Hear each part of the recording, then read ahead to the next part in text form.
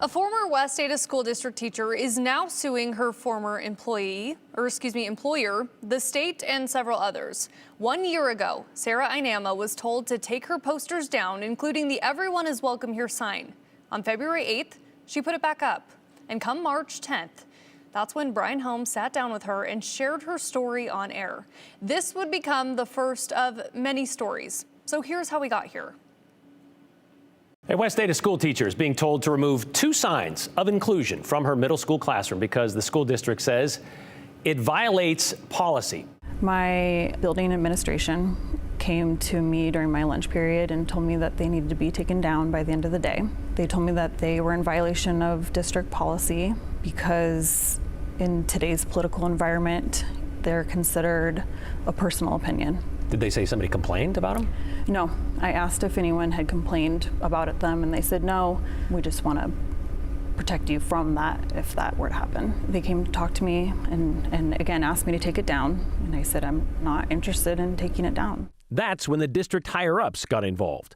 In an email exchange with Chief Academic Officer Marcus Myers, he highlighted the section of district policy he says Sarah's signs violated, including the advancement of individual beliefs and district facilities should be content neutral. But more specifically, Myers pointed to Idaho Code, the Dignity and Non-Discrimination in Public Education Act, which says district employees and students shall respect the dignity of others and acknowledge the right of others to express differing opinions. The only thing we have heard from the West Ada School District is a reiteration of their policy, without an explanation of how everyone is welcome here is just personal opinion. To see it balloon to over 3,000 people interested in a matter of a week just blew me away.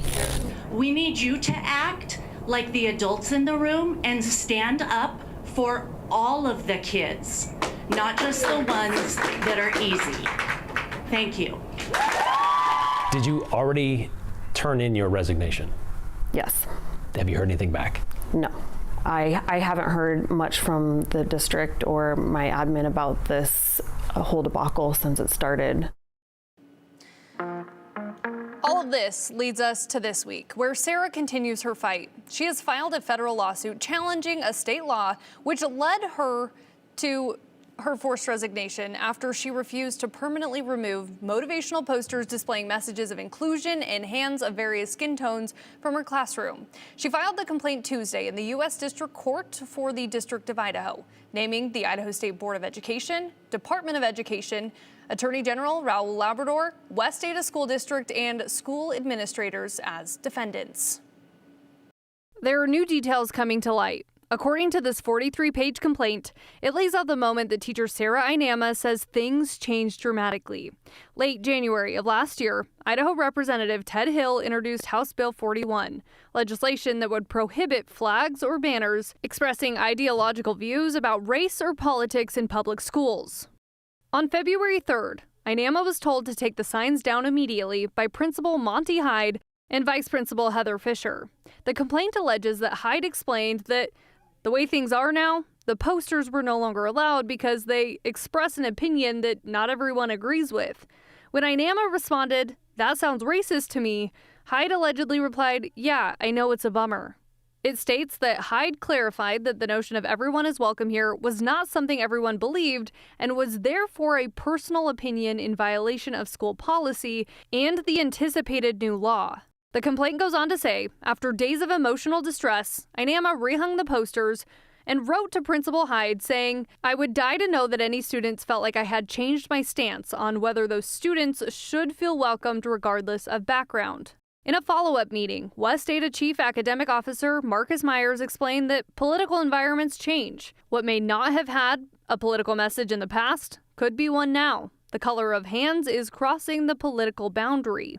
It also says in March 2025, Superintendent Dr. Derek Bubb pulled Inama from her classroom. And according to the complaint, Bubb referenced a racial discrimination lawsuit against another West Ada school and had warned that a smear campaign had targeted administrators there. He indicated he wanted to protect Inama, but could not if she persisted.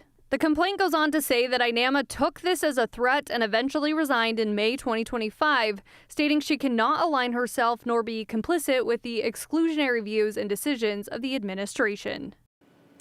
And this afternoon, we had a quick chat with Elijah Watkins, Sarah's attorney, about what they are hoping to accomplish with this lawsuit and what comes next.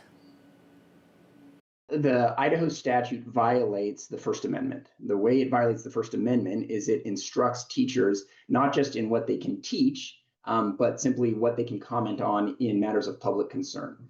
And so the fact that students of all races, regardless of the color of their skin, are welcome in a public school system, that's been the law in this country since the mid-50s, since Brown versus Board of Education. And so to tell a teacher that they can't have a poster up that simply states what the law is, we believe violates the First Amendment.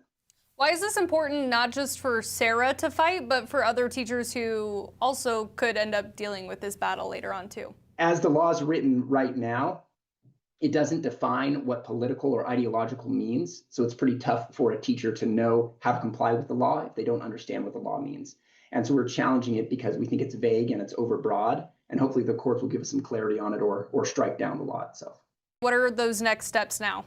The state will have an opportunity to respond to the allegations, and then we're off to the court. Is this a common thing for teachers to do? No one likes to sue. I don't think that teachers make it their business to go around suing school districts and state boards of education. It's teachers' business to teach kids, and that's what they're good at. But when the state gets in the way of teachers being able to do that by saying that they can't welcome students in their classroom and communicate that to their students, I think Sarah and probably a lot of teachers like her feel like they have an obligation to stand up for their kids. Okay, so that's one side. We have reached out to the Department of Ed and the Board of Ed, who say they cannot comment on pending litigation. We also reached out to West Ada School District, who has not responded just yet.